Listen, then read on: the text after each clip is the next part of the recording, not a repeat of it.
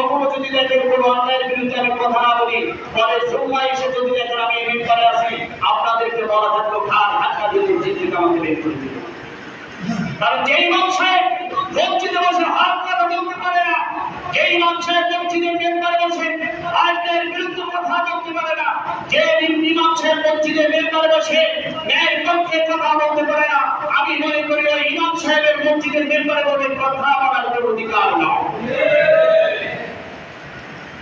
এই জন্য এমনটা যদি কখনো আমি করি, তখন আপনারা মনে করবেন আমি কারো দালালি করতেছি।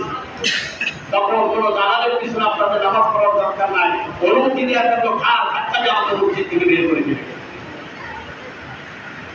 আর সমাজের ভিতরে যারা অন্যায় করবে, আমি তাদের বিরুদ্ধে কথা বলেই যাব, আমি তাদের বিরুদ্ধে বলবো। তারা আমার বিরোধিতা করুক, তারা আমার ভক্ত থেকে আমার শত্রুতে পরিণত হোক, এইটা আমার দেখা সময় নাই। আমি দেখবো আমার আল্লাহ আমার উপর খুশি আছে কিনা, কথা বলো ঠিক কিনা। আমি দেখবো আমার আল্লাহ আমার সঙ্গে আছে কিনা, আমি দেখবো কোরআন হাদিসের হক কথাগুলো আমি বলতে পারছি কিনা। আমি কথা বলার কারণে কার গায়ে লাগলো, কোন জালেম তার জুলুমের বিপক্ষে যাওয়ার কারণে আমি তার শত্রু হয়ে গেলাম, এইটা দেখার সময় আমার নাই, কথা বলো ঠিক কিনা। এই জন্য এতদিন যারা আমার প্রশংসা করতে, এখন এক শ্রেণীর মানুষ তারা বলতেছে হুজুরের এই কথা বলাতে এখন উচিত হচ্ছে, হুজুরের কি এখন এই ওয়াজ করার কোনো দরকার আছে?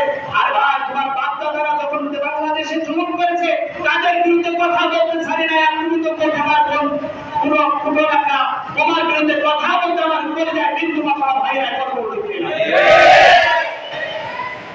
বড় বড় জালেমদের বিরুদ্ধে কথা বলেছে, তখন আপনাদের জায়গা নেই। অর্থাৎ বাংলার জমিনে যেই জুলুম করবে তার বিরুদ্ধে কথা হবে, তার বিরুদ্ধে আওয়াজ উঠবে, কথা বলো ঠিক কিনা। বাংলার জমিনে যারা ন্যায় ফিরে চলবে তাদের পক্ষে আমরা স্লোগান দিব, কথা বলো ঠিক কিনা। আল্লাহ পাক রব্বুল আলামিন আমাদের কণ্ঠকে জালিমের বিরুদ্ধে আল্লাহ শক্তিশালী করে দিক, সকলে বলি আমিন। আল্লাহ পাক রব্বুল আলামিন আমাদের শক্তিকে মাজলুমের পক্ষে আরো